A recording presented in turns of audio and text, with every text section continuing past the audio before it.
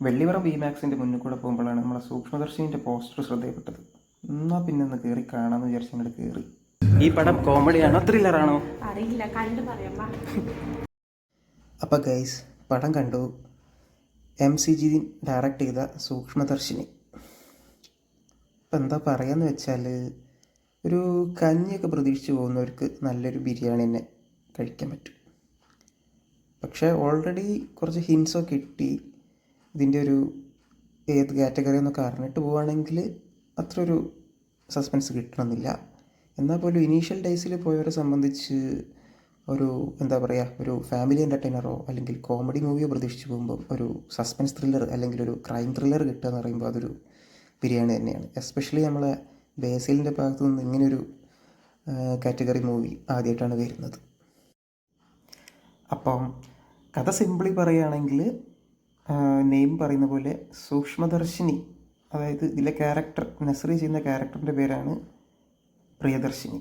അപ്പോൾ Priyadarshini keen observation ഉള്ളൊരു വ്യക്തിയാണ്.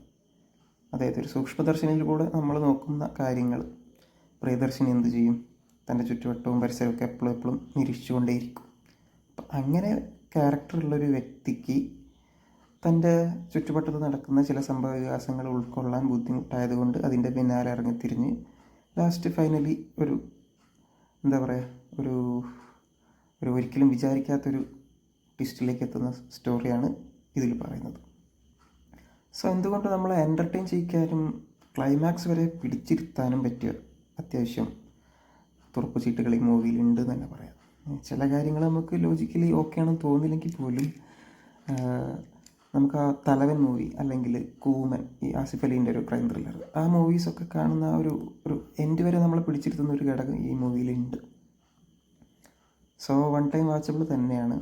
രണ്ടാമത്തത്, നസ്രയ്ക്ക് ഇങ്ങനൊരു ക്യാരക്ടർ ആദ്യമായിട്ടാണ് കിട്ടുന്നത്. ആ ഒരു ക്യൂട്ട്നെസ് ലെവലിൽ നിന്ന് മാറി കുറച്ചുകൂടി ഒരു ഹൈലി യുണീക്കായിട്ടുള്ള വേറൊരു ക്യാരക്ടർ കിട്ടുക എന്ന് പറയുന്നത് വലിയ കാര്യം തന്നെയാണ്.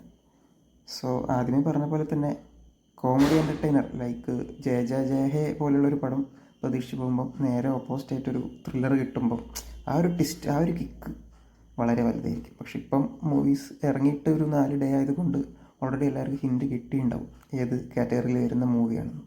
എന്നാൽ പോലും ക്രൈം ത്രില്ലറാണെന്ന് അറിഞ്ഞുകൊണ്ട് തന്നെ പോയാലും നമുക്ക് ടിക്കറ്റ് പൈസ വസൂലാവുന്ന ഒരു മൂവിയാണ് സൂക്ഷ്മദർശിനി. പിന്നെ ഇനീഷ്യലി ഒരു ലാഗ് പോലെ തോന്നാം, കഥ എങ്ങോട്ടാണ് പോകുന്നത് അല്ലെങ്കിൽ എന്താണിത് എന്നുള്ളൊരു കൺഫ്യൂഷൻ ആസ്വാദകർക്ക് വരാം. എന്നാൽ പോലും ഒന്ന് ട്രാക്കിലെത്തിക്കഴിഞ്ഞാൽ നമുക്കിതൊരു okay, it was A crime thriller, ആ ഒരു ഫീല് കിട്ടും. പിന്നെ അങ്ങോട്ട് അതിൻ്റെ എൻഡിലുള്ള ക്ലൈമാക്സ് എല്ലാ മൂവിയിലുള്ള പോലെ വില്ലൻ ആരാണ് അല്ലെങ്കിൽ എന്താണ് ഈ സ്റ്റോറിയിൽ ഹൈഡ് ചെയ്യുന്നതെന്നുള്ള അറിയാനുള്ളൊരു ക്യൂരിയോസിറ്റി നമുക്ക് സ്വാഭാവികമായി ജനിക്കും. സോ ആ ഒരു ക്യൂരിയോസിറ്റിയാണ് എൻ്റെ വരെ നമ്മളെ ബോറടിപ്പിക്കാതെ പിടിച്ചു നിർത്തുന്നത്.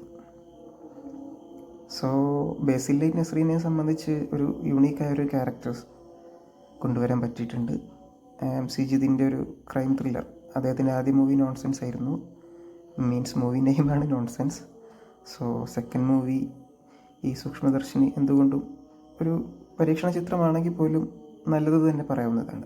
IMDb റേറ്റിംഗ് ഒരു 8.2 ഉണ്ട്, അതിൽ തെറ്റില്ല എന്ന് തന്നെയാണ് എൻ്റെ ഒരു അഭിപ്രായം. സോ ഇൻവെസ്റ്റിഗേഷൻ ത്രില്ലർ അല്ലെങ്കിൽ ക്രൈം ത്രില്ലർ, സസ്പെൻസ് ത്രില്ലർ, ഈ കാറ്റഗറിയൊക്കെ ഇഷ്ടപ്പെടുന്നവർക്ക് എൻജോയ് ചെയ്യാൻ പറ്റിയൊരു മൂവി തന്നെയാണ് സൂക്ഷ്മദർശിനി.